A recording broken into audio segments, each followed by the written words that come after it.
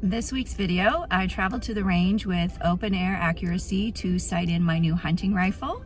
I'm very excited about that. It would have been a great time to actually use this travel mug, but I can't because we're giving it away. Watch to the end of the video and see how you can win.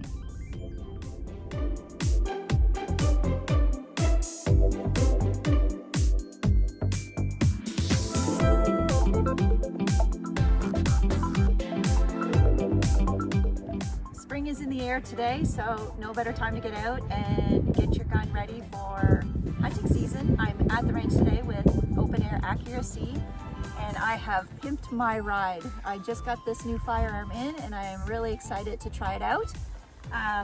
I have a Proof Research carbon fiber barrel with a muzzle brake on the end. I'm a big proponent of muzzle brakes because it reduces recoil, but it also allows you better marksmanship so that you have a better follow through and you can remain on the target through your sights. I have a Borden Alpine Action with a zero bias rail, and I have a dual trigger, which is very exciting, and I have a Macmillan stock. So all put together, I have a beautiful 6.5 Creekmore that I'm going to be breaking in this hunting season. I'm also trying out some scopes. I want something that's good for my vision, that suits me. So I have a Tangent Theta, which I've used all these in the past, but I want one that's gonna work well with my firearm. So I have a Tangent Theta, a Schmidt & Bender, and a Night Force. So we're gonna be trying out all those scopes as well. So anyway, it's gonna be a great day at the range. I have gone through all the scopes, and my favorite is the Tangent Theta. Do you know they're made in Nova Scotia? Armament Technology, hometown. So that's where I'm gonna go with. It's got an amazing view. I've got it on the Picatinny rail. I have a torque wrench here. Now, I already know that where the scope is located is my good eye relief.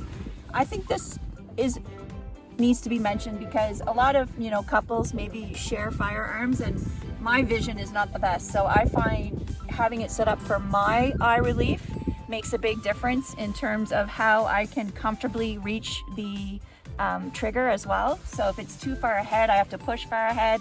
So those are important things to consider. So this is my eye relief. I have a 65-pound torque wrench. Everything's torqued. So you put it on your rail till it's tight, and then you keep turning it until it cracks. So that's good, just like that. And then I'm going to do the front one, and you keep turning until it cracks. So to adjust your ocular focus, you want to look through your scope up at a blue sky, clear sky. You want to release your locking ring here and then get in a nice clear picture, and then turn your ocular focus until it's clear, very crystal clear, crisp, and then lock your ocular ring back in place until it's nice and tight. When you turn your power, you're not adjusting your ocular focus, it stays nice and clear. We're going to sight it in, we're gonna bore sight it in. So basically what that means is you line up your bore onto the target just by your eye, visually looking down the barrel, and you can see the target, and it's all set up so that, and then without touching it, you move in and you look down your scope to make sure that it's on target. And if it's not, you would adjust your elevation and your deflection until you move your crosshairs and they're on target.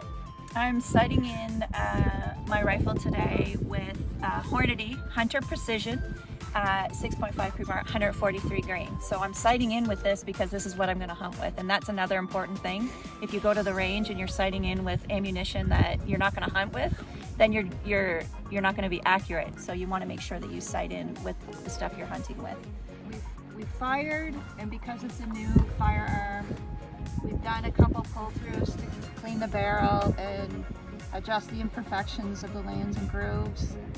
Now my crosshairs are on where I was aiming, but I know that my bullet is hitting over here. So now what I'm going to do is I'm on where I was aiming, and now I'm going to dial my scope over to where it was actually hitting without moving my firearm.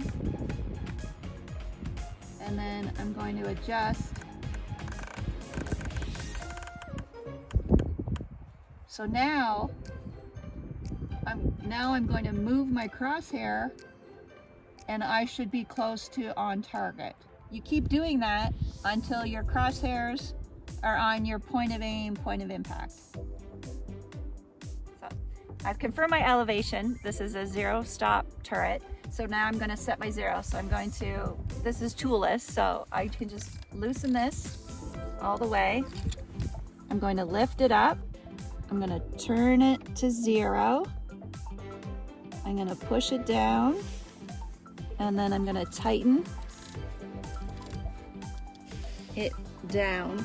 So what happens is I can dial up, but I can come down and it will stop at 0. So I have lots of elevation if I had to move it up. So that's a 0 stop. So right now, 0, I'm sighted in at 100 meters for my elevation. I'm still trying to perfect my deflection, but I'm still fine tuning it, but I'm comfortable setting my elevation to 0 now.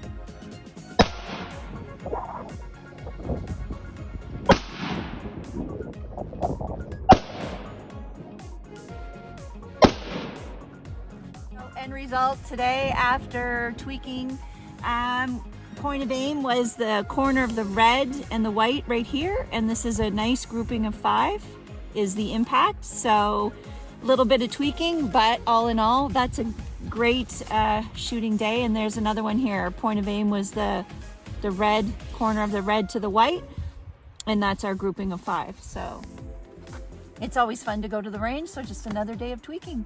Stuff this cup. For the month of April, like any video on the Women That Hunt YouTube channel, and in the comments below, hashtag stuff this cup. Then just share it on your social media platform, any social media platform, and tag Women That Hunt. That's it. That's all. For the month of April, that's how you can win this mug. Now, it's looking pretty good in my driver's seat, but it could potentially be in yours. And it is starting to get full. There's a sneak peek.